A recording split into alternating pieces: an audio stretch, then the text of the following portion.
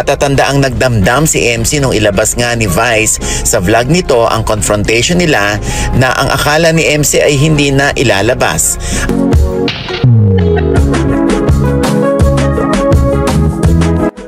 Dating manager ni Vice Ganda na si Ogie Diaz naglabas ng panibagong update ukol sa alitan ni Vice Ganda at MC Mua.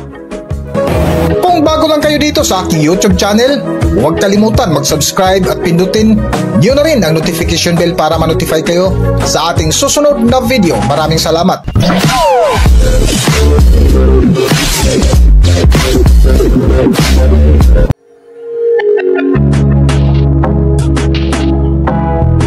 Welcome back to Philippine Celebrity Broadcast. Ilang buwan nga matapos inilabas ni Vice Ganda ang video sa pamamahya ng dati nitong kaibigan na si MC Mua, na kung saan ikinasama ito ng komedyanteng si MC, na kung mapansin mo ay hindi na ito nagpakita sa tanghaling show na It's Showtime dahil sa sama ng loob nito kay Vice Ganda na dinamayan pa ng kanyang mga malalapit na kaibigan, lalong-lalo na si Lassie. Nag-vlog tayo pero parang nakapagpahinga din talaga tayo. Oo. Yun naman yung purpose natin kung ba't tayo nandito, to rest, to eat. Well, mag-vlog, tsaka yung mag-bond ulit. Oo. Because aminin nyo, we haven't done this ng Matagal. Kailan yung huli natin? Pinag-outing natin, di ba? Hiwalay kayo tatlo. Nag-outing naman tayo dati. Kaya lang, di ba, nung natapos na yung, yung quarantine, naging busy na sa isa't isa. May mga kanya-kanyang ganap na show. Yung nagka-jowa na, nagkaroon na ng mga iba't ibang mga, ganap. Abangan yung mga kabibis kasi we'll be traveling a lot. Traveling a lot! Yes.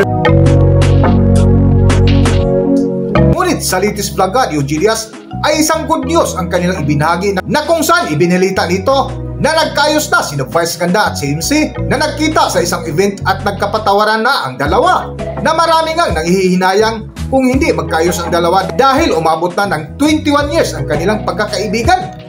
Para sa highlights ng kwento, narito atin panoorin ang video na kung saan pinangunahan ni Vice Ganda ang nasabing event.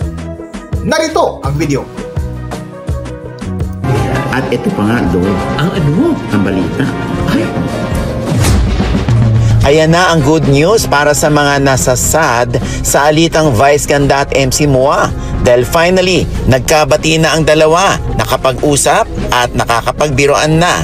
Ito ay naganap sa Vice Comedy Club last Friday night at syempre, ang mga bakla o ang mga stand-up comedians mismo ng BCC ang tuwang-tuwa sa nangyaring batian. Matatanda ang nagdamdam si MC nung ilabas nga ni Vice sa vlog nito ang confrontation nila na ang akala ni MC ay hindi na ilalabas.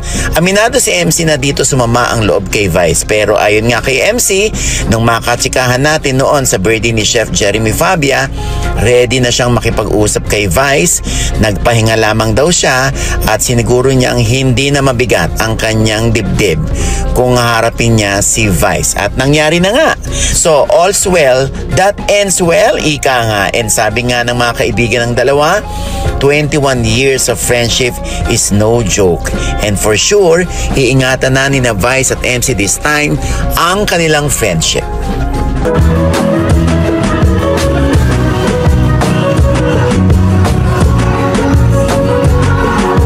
Hanggang dito na lang muna ang ating video at kung nagustuhan nyo, huwag kalimutan mag-subscribe at pindutin nyo na rin ang notification bell para ma-notify kayo sa ating susunod na video. Maraming salamat!